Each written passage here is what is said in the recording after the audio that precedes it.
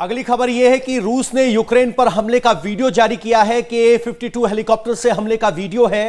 रूस के अटैक में एंटी एयरक्राफ्ट गन को तबाह किया गया है, यानी इंफॉर्मेशन वॉरफेयर चल रही है। दोनों पक्षों की तरफ से वीडियोस जारी किए जा रहे हैं और यह वीडियो आया है रूस की तरफ से कि A-52 हेलीकॉप्टर रात में जो ऑपरेशन किया गया उसको प्रॉपर शूट किया गया है और उसको जारी किया गया है। बहुत ही खतरनाक हेलीकॉप्टर है।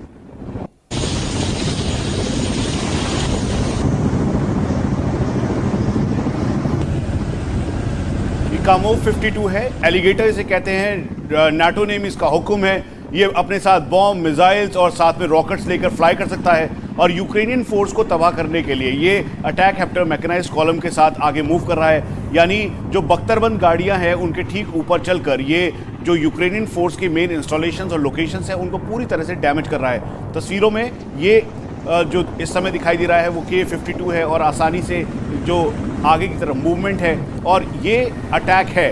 यानी जो इस समय आप देख रहे हैं वो इसके IR कैमरे से पूरा शॉट करते हुए जहां पे यूक्रेनियन फोर्स का डिप्लॉयमेंट है उसको हिट किया और हिट करने का एक साथ बहुत सारा जो आपको लोकेशन दिख रही है जहां पे मूवमेंट भी स्पॉट हो रही है उसको टारगेट तरीके से फायर किया जा रहा है। तो ये एक साइकोलॉजिकल वॉरफेयर इस समय दोनों तरफ से चल रहा है। जहां यूक्रेनियंस इसको आगे बढ़ा रहे हैं तो वही रशियंस भी इस पे पीछे नहीं है। अब वो भी बता रहे हैं कि हम पूरी मसल पावर और कैपेबिलिटी के साथ यूक्रेनियन फोर्सेस को तबाह कर रहे हैं। सर, जो एक तस्वीर उभर कर आई टिकू साहब, हम आपसे समझना चाहते हैं कि जो तस्वीर है, लग रहा था कि 2 दिन में 4 दिन में, अब 13 दिन हो गए हैं और अब बातचीत का दौर चलने लगा है।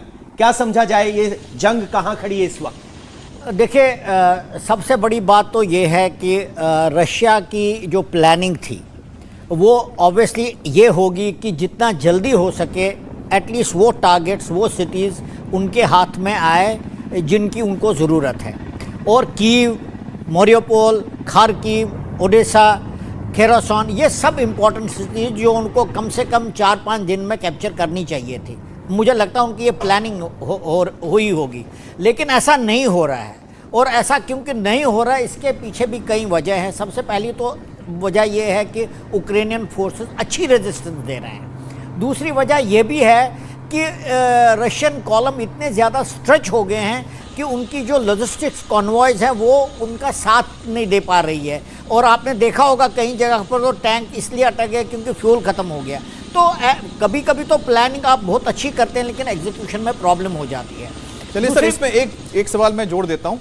जनरल सर, आप भी बताइएगा, जनरल वेस्टर्न, कि अगर मान लीजिए कि उन्होंने भी प्लानिंग की, जैसा कि सर ने बताया कि प्लानिंग पूरी नहीं हुई, जब प्लानिंग पूरी नहीं होती तो उसके बाद जो आपके जैसे जनरल्स होते हैं फिर वो क्या करते हैं? क्योंकि कोई ना कोई प्लान बी या फिर कुछ तो रखते होंगे। देखिए, बहुत बढ़िया सवाल। काफ़ी ऑप्शंस होते हैं, पर पहला सवाल ये उठता है, ये प्लानिंग कर कौन रहा है? मेरे ख्याल से ये प्लानिंग हो रही है प्रेसिडेंट पुतिन द्वारा। मैं इसलिए ये बात कर रहा हूँ क्योंकि ऑपरेशन बारबरोसा जब लॉन्च किया गया था जर्मनी ने और उसके ऑब्जेक्टिव थे लेनिनग्राड, स्टेलिनग्राड और मॉस्को, उनकी प्लानिंग कौन कर रहा था? हिटलर खुद। और उसको अपने जनरल्स पे भरोसा नहीं था। मेरे को लगता है यहाँ पर भी शायद वही हालात होंगे। देखिए, बेस्ट डिसाइसिव रिजल्ट ग्राउंड में जनरल्स दे सकते हैं। तो आपके हिसाब से क्या होना चाहिए था? मेरे ख्याल से अगर मैं इस वॉर को प्लान कर रहा होता, पहली बात स्ट्रेटेजिक ऑब्जेक्टिव्स बहुत क्लियर होने चाहिए। देखिए, इनके जो पॉलिटिकल ऑब्जेक्टिव्स थे उनको मिलिट्री ऑब्जेक्टिव्स में ट्रांसलेट करने का, जैसे एक छोटा सा आप रिएक्शन कुछ बोलना चाह रहे थे टिकू सर? मैं ये बोलना चाहता हूं कि किसी भी युद्ध में एग्जीक्यूशन कभी टोटली 100% प्लानिंग के मुताबिक नहीं, प्लानिंग के हिसाब से फ्लेक्सिबिलिटी दिखानी पड़ती। इंडिया टीवी हर वक्त हर जगह डाउनलोड करने के लिए सर्च करें India TV news Google play store या ऐप स्टोर पर।